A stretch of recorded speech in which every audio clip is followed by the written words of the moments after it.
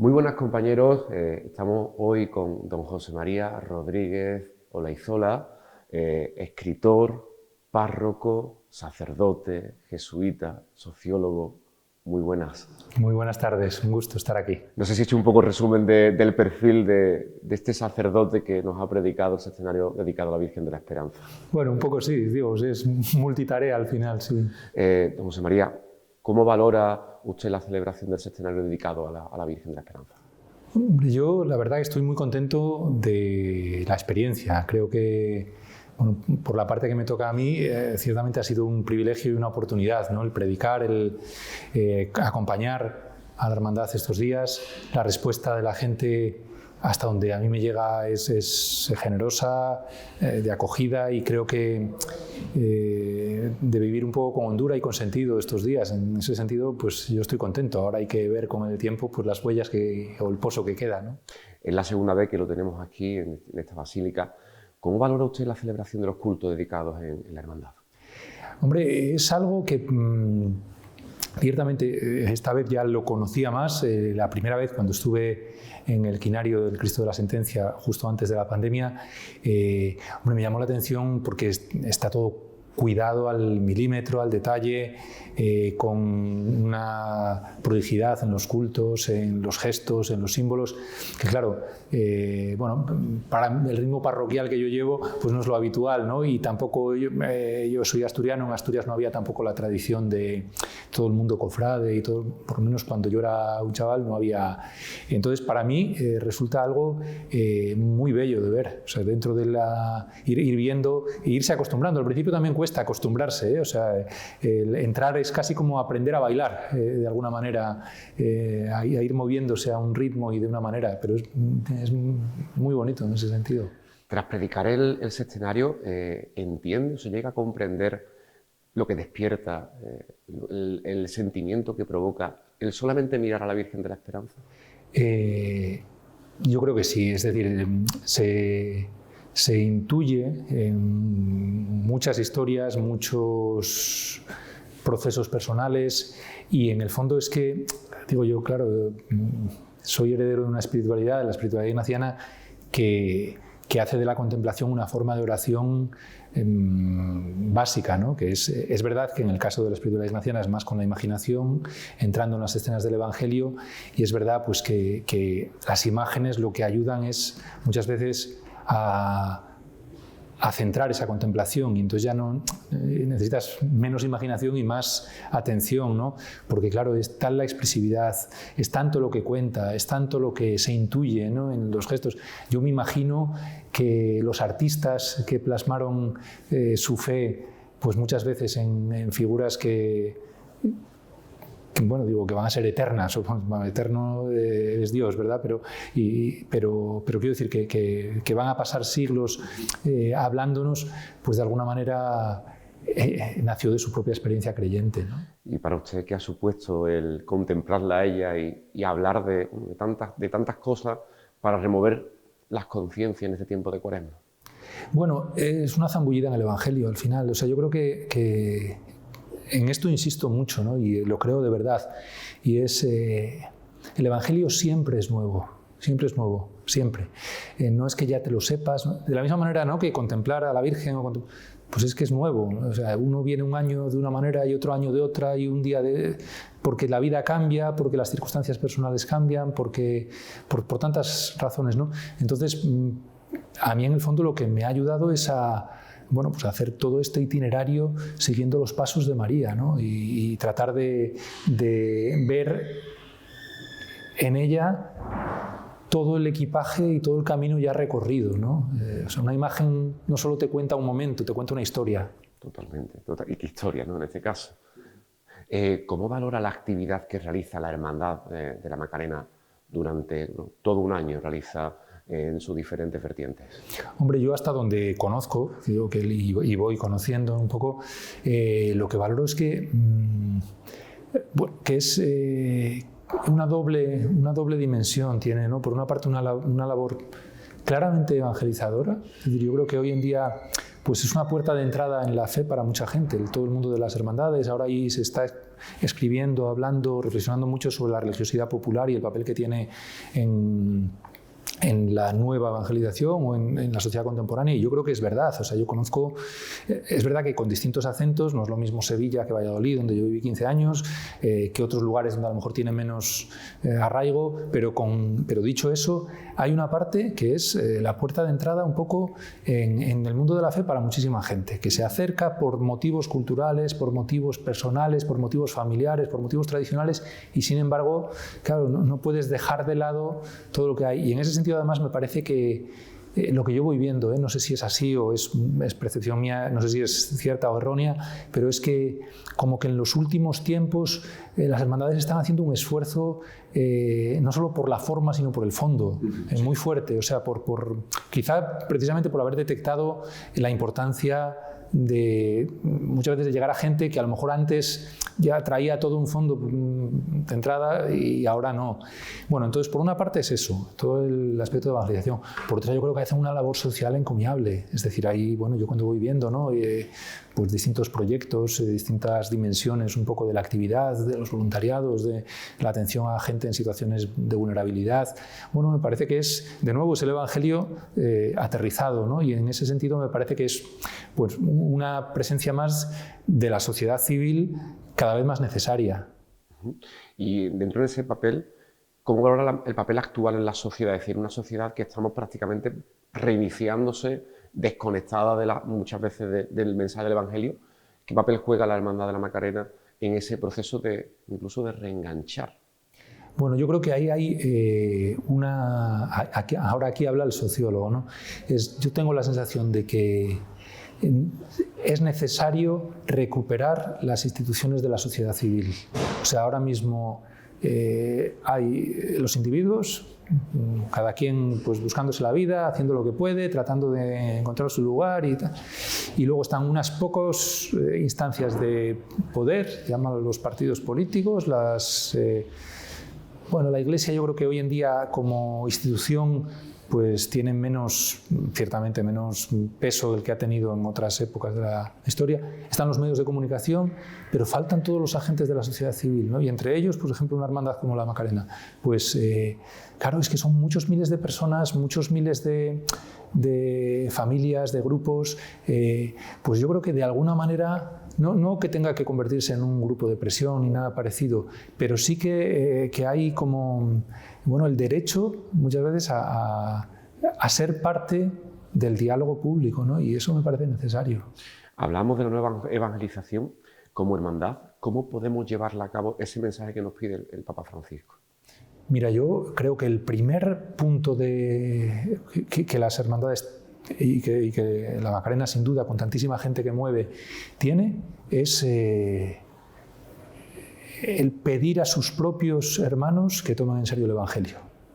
O sea, me parece que porque estoy seguro de que dentro de la enorme variedad de gente que hay, yo, claro, a la gente que conozco, que voy conociendo, es gente que está muy implicada, muy comprometida, que ciertamente esto pues lo lleva en el ADN y lo vive con una hondura y con una fuerza enorme, ¿no? Pero también muchas veces hablando con unos, con otros, te dicen, bueno, pues claro, hay gente más cercana, gente más lejana, gente más tangencial, gente que lo religioso lo entiende más, menos, que no. Bueno, pues ahí hay toda una parte que me parece que creo que, como además la gente que está en una hermandad, hombre, ya de por sí tiene un punto de disposición, de ganas un poco de entrar más a fondo, de vivir con más sentido. Bueno, pues ahí hay un primer paso, ¿no? Creo que hay un segundo, que es el ayudar de alguna manera a transmitir pues lo que tus propias devociones cuentan. O sea, O sea, quiero decir que yo, por ejemplo, ¿no? Pues todo el mundo de las procesiones. Yo nunca he tenido la suerte de estar en Sevilla, en Semana Santa, o sea que, pero bueno, sé el gentío, la trascendencia, la importancia, los distintos momentos que hay, esto. Bueno, pues ciertamente el reto que tiene cualquier agente que quiera evangelizar a través de esto es ir más allá de la perfección formal. O sea, ayudar a que la gente contemple lo que está viendo. Y es de tal belleza muchos de los elementos, ¿no? Yo creo que, pues por ejemplo, hablar de las lágrimas de la Virgen. Pues es que es que tiene tanto que leer ahí, ¿no? Y ayudar a fijarse en eso, pues ese tipo de cosas. Pues interesante sobre todo, y sobre todo en un mundo en el que cada vez existen más espacios de conflicto, de choque, de roce y de desesperanza. ¿Cómo se predica y cómo se le habla a la gente para decir que la esperanza no se va? Bueno, creo que la primera prédica es la propia actitud. Antes que el contenido de las palabras, es la propia actitud. Yo esto, por ejemplo, lo vivo mucho en las redes sociales, ¿no?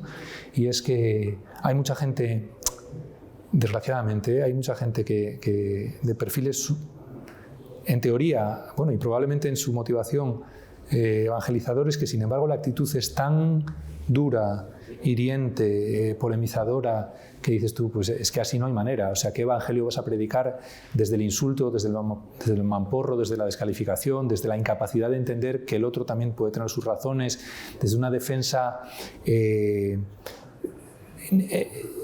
cerril de la... No de la verdad, sino de la manera en la que tú interpretas la verdad? Bueno, entonces eso no vale. Entonces, partiendo de la actitud, una vez que la actitud es una puerta de entrada irrenunciable, entonces el contenido, yo creo que lo que estamos sedientos es de buena noticia, o sea, es decir, es que lo que tienes que anunciar sobre todo es que el mensaje de Jesús es un mensaje de esperanza, una propuesta de sentido para la vida de quien lo escucha, para la vida de una sociedad, para las heridas de quienes están más golpeados por las circunstancias. Bueno, con su parte de exigencia, sin duda, ¿no? Pero desde luego, yo uno de los días hablaba de la cara y la cruz, ¿no? Pues es esto, ¿no? O sea, pero claro, no puedes predicar la cruz sin la cara. Ahora, hay que asumir que la cara o la buena noticia pues viene con su renuncia y con su entrega. Don José María, como experto de comunicación, está al día también de lo que está pasando en el mundo en la actualidad, la inteligencia artificial, como decimos, ese contenido de usar y tirar que vimos los usuarios de las redes sociales. ¿Cómo se ve el futuro cercano? En un mundo en el que cada vez parece todo más falso, más replicable o más donde falta el contacto y la comunicación cercana. Bueno, yo creo que, con esto ocurre, yo creo que casi como con cada gran paso adelante que ha ido dando la tecnología, ¿no? Y es que en el momento que aparecen pues estos nuevos desarrollos, la tentación es la misma de la polarización y es lo que Umberto Eco definía como apocalípticos o integrados. Todos los apocalípticos solo ven amenaza, tragedia, esto va a ser terrible, aquí a partir de ahora no vamos a saber lo que es verdad y lo que es mentira, todas las imágenes van a ser falsas, esto... Bueno, y hay gente que lo dice así, y luego los integrados es todo lo contrario. No, esto es una maravilla, es que ya no hay fisuras. Bueno, entonces yo creo que hay una parte en la que lo que hay que aprender es a ser críticos. Y críticos quiere decir, bueno, pues ver las posibilidades, ver los peligros y tener paciencia a la hora de aplicar, o sea, tener cierto tiempo. A mí, pensando en el tema de la inteligencia artificial en concreto, creo que lo que puede ocurrir es que lo que sea sospechoso sea lo que vemos a través de una pantalla, pero nunca va a ser el encuentro cara a cara. Porque el encuentro cara a cara, bueno, salvo que lleguemos a una época de unas clonaciones y de unos robots tan sofisticados, pero bueno, eso en este momento entra en el terreno de o la ciencia ficción o la fantasía directamente, ¿no? Entonces, creo que hay una parte que probablemente la inteligencia artificial puede ayudar mucho a las personas a encontrar contenidos, a resolver problemas, pero al final el cara a cara no lo quita, no lo suple. Totalmente, no, y no debemos de perder. Recientemente, en la conferencia que nos brindó, usted planteó que en nuestra hermandad, bueno, tenemos ese dilema de entre pasar por este mundo como turistas o como peregrinos. ¿Qué diferencia hay entre ser turistas en esta vida o ser peregrinos? Sí, bueno, creo que ahí hay como por mi parte, una caricatura, ¿no? De el turista o la actitud turística como el pasar por los sitios queriendo atraparlos en fotos, queriendo visitarlos a golpe de reloj, queriendo en el fondo reproducir lo que ya está en las guías, el turista como el que viaja con seguridad, con todo previsto, como paga exige, de alguna manera, o sea, pasa por los sitios, pero tiene una experiencia muy parecida a la de todos los otros turistas que han hecho exactamente lo mismo durante mucho tiempo, ¿no? El peregrino, en cambio, pasa por los lugares y los lugares le dejan una huella, va mucho más abierto a la sorpresa, vive con unos valores diferentes. El peregrino lleva su vida a hombros, por lo tanto, tiene que viajar ligero de equipaje, distinguiendo las cosas que son importantes, las que no. Bueno, pues esta